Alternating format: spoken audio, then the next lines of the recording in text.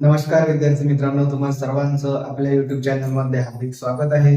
तर आज आपल्याला जो टॉपिक या ठिकाणी बघायचा आहे तर त्याचं नाव आहे algebraic expressions and the operations on them. आता या ठिकाणी सर्वप्रथम हा टॉपिक डिस्कस करत असताना आपण यामध्ये अल्जेब्रिक एक्सप्रेशन्स पाहणार आहोत.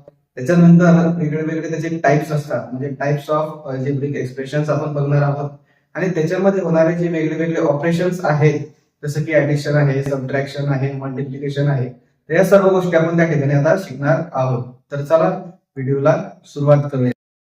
तर सर्वप्रथम आता आपण बघणार आहोत की अल्जेब्रिक एक्सप्रेशन नेमकं काय असते. तर अल्जेब्रिक एक्सप्रेशन तर हे एक एक्सप्रेशन आहे आणि हे एक्सप्रेशन जे आहे तर ते नंबर्स आणि अल्फाबेट्स यांच्यापासून बनते. याची काही एक्झाम्पल्स आपल्याला या ठिकाणी बघायला मिळणार आहेत की अल्जेब्रिक एक्सप्रेशन जे आहे तर ते नेमकं काय असते. तर अल्जेब्रिक एक्सप्रेशन मध्ये आपल्याला बघायला मिळणार आहे की हे जे एक्सप्रेशन्स आहे तर ते एक्सप्रेशन्स बनत असताना ते कशापासून बनलेले आहेत, तर नंबर्स आणि लेटर्स पासून, अल्फाबेट्स पासून बनलेले आहेत. आता या अल्जेब्रिक एक्सप्रेशन मध्ये जे अल्फाबेट्स प्रेझेंट असतात किंवा जे त्या ठिकाणी नंबर्स प्रेझेंट असतात तर त्यांना पर्टिक्युलर एक नाव असते. तर जे नंबर्स अल्जेब्रिक एक्सप्रेशन मध्ये प्रेझेंट असतात तर त्यांना म्हटलं जाते कोएफिशियंट्स, आणि अल्जेब्रिक एक्सप्रेशन्स मध्ये जे अल्फाबेट्स असतात तर त्या अल्फाबेट्सना म्हटलं जाते व्हेरिएबल. आता कोएफिशियंट्स जे असतात ते कोएफिशियंट्स नेमके कुठून कुठपर्यंत असतात, तर कोएफिशियंट्स जे आहेत ते सगळे नॅचरल नंबर्स असतात. तर तुम्हाला सर्वांना तर माहितच आहे की नॅचरल नंबरचे नेमकं काय असते. नॅचरल नंबरची जी सुरुवात आहे तर ती 1 पासून होत असते, 1 पासून. The natural number will be start from the 1 up to the infinity.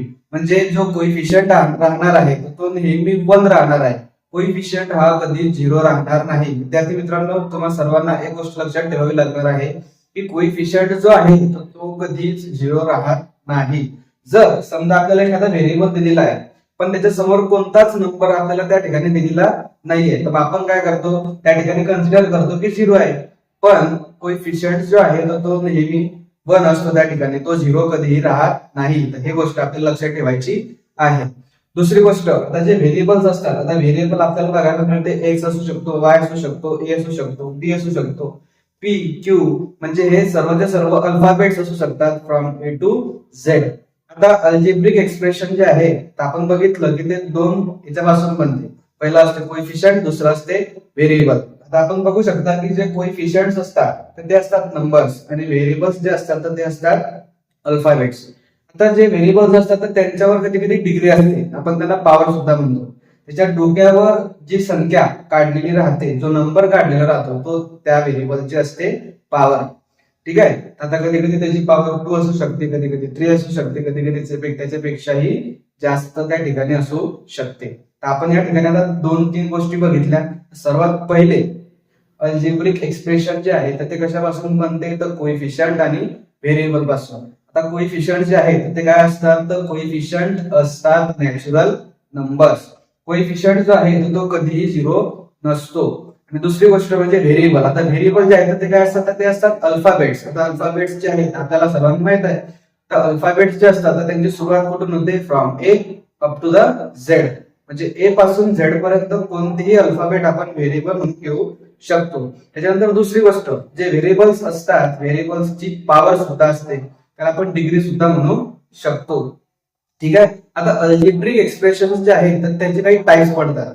आता अल्जेब्रिक एक्सप्रेशनचे जे टाइप्स आहेत त्याच्यामध्ये सर्वप्रथम येते मोनोमियल्स, नंतर येते बायनोमियल्स, नंतर येते ट्रायनोमियल्स आणि शेवटी येते पॉलिनॉमियल्स.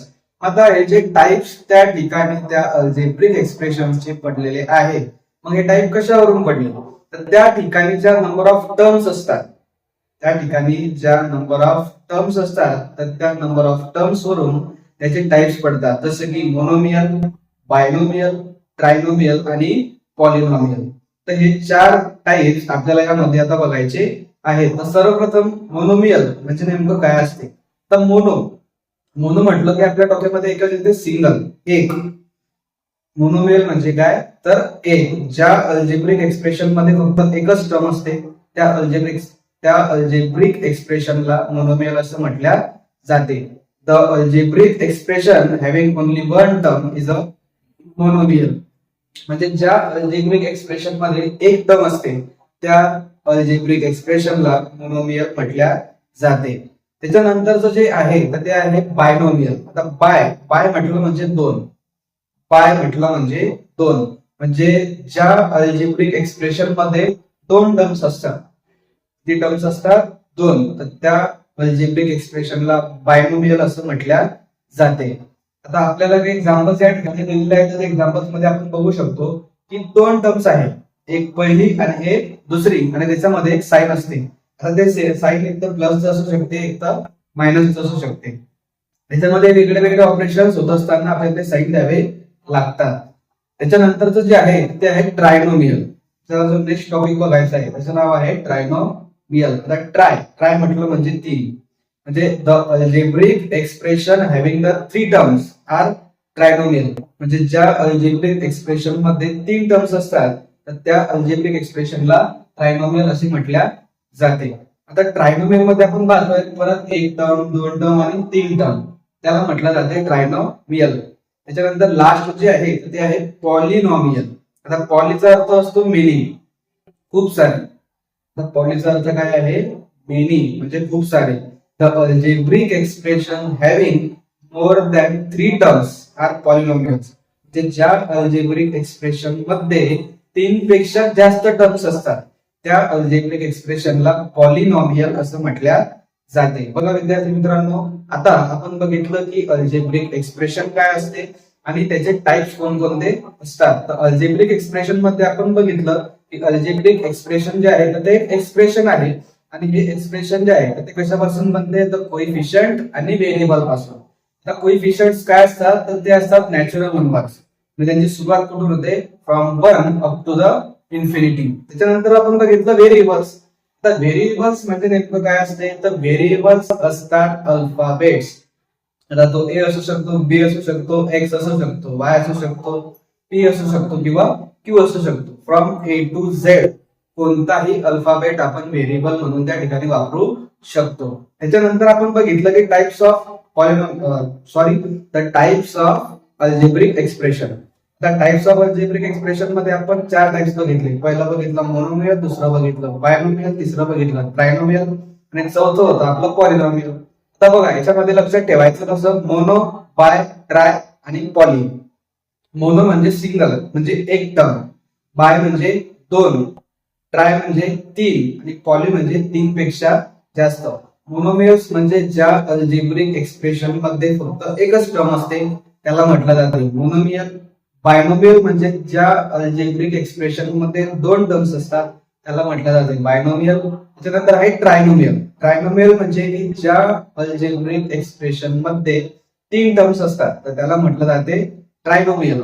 आणि चौथा आहे पॉलिनॉमियल. पॉलिनॉमियल म्हणजे ज्या अल्जेब्रिक एक्सप्रेशन मध्ये तीन पेक्षा जास्त टर्म्स असतात तर त्याला पॉलिनॉमियल असं त्या ठिकाणी म्हटल्या जाते. तर मोनोमियल, बायनोमियल, ट्रायनोमियल आणि पॉलिनॉमियल यांचे काही एक्झाम्पल्स आपल्याला या ठिकाणी दिसत असतील. आपण त्याच्यावरून बघून हे समजू शकतो की मोनोमियल काय असते, बायनोमियल काय असते, ट्रायनोमियल काय असते आणि पॉलिनॉमियल काय असते.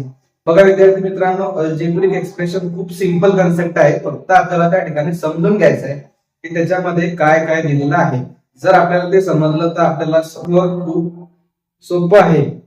बघा याच्यामध्ये काहीच असं विशेष नाही, फक्त कन्सेप्ट समजून घेणे आणि कन्सेप्ट क्लिअर करून घेणे खूप महत्वाचं आहे. जर आपल्या कन्सेप्ट क्लिअर असतील तर आपल्याला काही अडचण येणार नाही. सर्व जर आपल्याला समजलं असेल किंवा काही नाही समजलं असेल तर तुम्ही कमेंट बॉक्स मध्ये विचारू शकता. आम्हाला हा टॉपिक समजलेला नाही, मी परत तुम्हाला तो रिपीट समजून सांगेन, किंवा तुमच्या जर काही अडचणी असतील तर तुम्ही त्या सुद्धा सांगू शकता. बघा एवढं सोपं होतं अल्जेब्रिक एक्सप्रेशन आणि त्याचे टाइप्स. आता याच्यावरूनच आपल्याला आपला प्रॅक्टिस सेट सॉल्व्ह करायचा आहे. तर आता आपण आपल्या प्रॅक्टिस सेटला सुरुवात करूया. तर चला आता आपण बघणार आहोत आपला जो प्रॅक्टिस सेट आहे 32, तर तो आता आपण या ठिकाणी सॉल्व्ह करणार आहे. आपला जो प्रॅक्टिस सेट 32 आहे याच्यामध्ये जो क्वेश्चन नंबर फर्स्ट आहे, classify the following algebraic expressions as monomial, binomial, trinomial और पॉलिनोमियल्स. म्हणजे याच्यामध्ये आपल्याला काही अल्जेब्रिक एक्सप्रेशन्स दिलेले आहेत आणि आपल्याला काय करायचं आहे? फक्त त्यांना क्लासिफाय करायचं आहे की तो मोनोमियल आहे, बायनोमियल आहे, ट्रायनोमियल आहे की पॉलिनोमियल आहे. तर ते आता क्लासिफाय करत असताना सगळ्यात पहिले आपण समजून घेऊ की ऍक्च्युअली मोनोमियल, बायनोमियल, ट्रायनोमियल आणि पॉलिनोमियल काय असते. तर परत बघू. बघा मोनोमियल म्हणजे की असं अल्जेब्रिक एक्सप्रेशन ज्याच्यामध्ये फक्त एकच टर्म असते, बायनॉमियल मध्ये 2 टर्म्स असतात, ट्रायनॉमियल मध्ये 3 टर्म्स असतात आणि पॉलिनॉमियल मध्ये मोर दॅन 3 टर्म्स असतात. तर बघू, तर फर्स्ट क्वेश्चन जो आहे त्याच्यामध्ये आता लिहिलेलं आहे 7x. आता या ठिकाणी आपल्याला फक्त एकच टर्म दिसते, त्याच्यामुळे आपले हे जे अल्जेब्रिक एक्सप्रेशन आहे ते आहे मोनोमियल. बघा विद्यार्थी मित्रांनो, आपली जी पहिली अल्जेब्रिक एक्सप्रेशन आहे ते आहे मोनोमियल. त्याच्यानंतर आपलं जे सेकंड एक्झाम्पल आहे त्याच्यामध्ये दिलेलं आहे 5y - 7z. आता बघा या ठिकाणी 5y ही एक टर्म झाली आणि 7z ही एक टर्म झाली, कारण त्यांच्या दोघांच्या मधामध्ये साइन आहे मायनसची. या ठिकाणी आता आपल्या 2 टर्म्स, त्याच्यामुळे ही जी आहे ते आहे बायनोमियल. तर आपलं जे सेकंड एक्झाम्पल आहे ते बायनोमियलचं आहे, कारण की त्या ठिकाणी 2 टर्म्स आहेत. त्याच्यानंतर आपण बघणार आहोत आपलं थर्ड एक्झाम्पल. याच्यामध्ये आपल्याला दिलेलं आहे 3x² - 5x², 3x³ - 5x² - 11. बघा याच्यामध्ये पहिली टर्म आहे 3x³, दुसरी टर्म आहे 5x² आणि तिसरी टर्म आहे 11. म्हणजे या अल्जेब्रिक एक्सप्रेशन मध्ये आपल्याला 3 टर्म्स दिलेले आहेत, आणि ज्या अल्जेब्रिक एक्सप्रेशन मध्ये 3 टर्म्स दिलेल्या असतात त्याला म्हटलं जाते ट्रायनोमियल. म्हणजे हे आपलं ट्रायनोमियलचं अल्जेब्रिक एक्सप्रेशन आहे. त्याच्यानंतर बघा फोर्थ एक्झाम्पल मध्ये 1 - 8n - 7x² - 7a³. याच्यामध्ये 1 हे झाले एक टर्म, 8n - 8a नंतर -7a² - 7a³. या ठिकाणी आपल्याला 4 टर्म्स दिलेले आहेत. There are 4 terms in this algebraic expression. आणि आपल्याला माहिती आहे की ज्या अल्जेब्रिक एक्सप्रेशन मध्ये 4 टर्म्स असतात त्याला म्हटलं जाते पॉलिनॉमियल. म्हणजे आपलं हे जे एक्झाम्पल आहे ते पॉलिनॉमियलचं आहे. बघा विद्यार्थी मित्रांनो, आपलं सगळ्यात पहिलं जे एक्झाम्पल होतं ते होतं मोनोमियलचं, दुसरं होतं बायनोमियल, तिसरं होतं ट्रायनोमियल आणि लास्ट होतं पॉलिनॉमियल. चला आपण आपल्या 5व्या एक्झाम्पल कडे जाऊया. तर याच्यामध्ये आपल्याला दिलेलं आहे 5m - 3.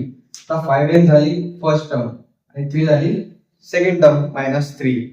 तर ही जे आहे 2 टर्म्स म्हटलं म्हणजे हे आलं परत बायनोमियलचं एक्झाम्पल. बघा हे सुद्धा आहे बायनोमियलचं एक्झाम्पल. त्याच्यानंतर या ठिकाणी फक्त a दिलेला आहे. आता a म्हणजे आपला व्हेरिएबल आहे आणि त्याच्या समोर काहीच नाही, म्हणजे कोएफिशियंट किती असतो तर तो 1 असतो. म्हणजे हे सुद्धा काय झाली एकच टर्म, आणि एक टर्म म्हणजे हे झाला मोनोमियल. बघा खूप सोपा प्रॅक्टिस सेट आहे, याच्यामध्ये काहीच असं विशेष नाहीये. फक्त आपल्याला कळायला हवं की मोनोमियल, बायनोमियल, ट्रायनोमियल आणि पॉलिनॉमियल काय असते. जर आपल्याला माहिती असलं की मोनोमियल, बायनोमियल, ट्रायनोमियल आणि पॉलिनॉमियल काय आहे, आपण खूप इझिली हा प्रॅक्टिस सेट सॉल्व्ह करू शकतो. त्यानंतर सेकंड एक्झाम्पल मध्ये पण तुम्हाला दिलेली फक्त 4, म्हणजे एकच टर्म आहे. तर एक टर्म असलेली जे अल्जेब्रिक एक्सप्रेशन आहे त्याला म्हटलं जाते परत मोनोमियल. आणि लास्ट जे एक्झाम्पल आहे आपलं, त्याच्यामध्ये आपल्याला बघा दिलेलं आहे 3y² - 7y + 5. त्याच्यामध्ये 3 टर्म्स आहेत, 3y² - 7y आणि हा 5. म्हणजे हे झालं आपलं ट्रायनोमियल. बघा खूप सोपा प्रॅक्टिस सेट होता, त्याचा विषय त्याच्यामध्ये एवढं काहीच नाहीये. फक्त आपल्याला समजून घ्यायचं आहे की मोनोमियल, बायनोमियल, ट्रायनोमियल आणि पॉलिनॉमियल काय आहे. तर अशा प्रकारे आपला प्रॅक्टिस सेट 32 जो आहे तो त्या ठिकाणी संपलेला आहे. जर व्हिडिओ आवडला असेल तर व्हिडिओला लाईक करा, चॅनलला सबस्क्राईब करा आणि व्हिडिओ जास्तीत जास्त शेअर करा. आणि जर तुमच्या काही अडचणी असतील तर तुम्ही त्या कमेंट बॉक्स मध्ये सांगू शकता. मी त्याचं आन्सर जे आहे ते तुम्हाला नक्कीच कळवेल. धन्यवाद.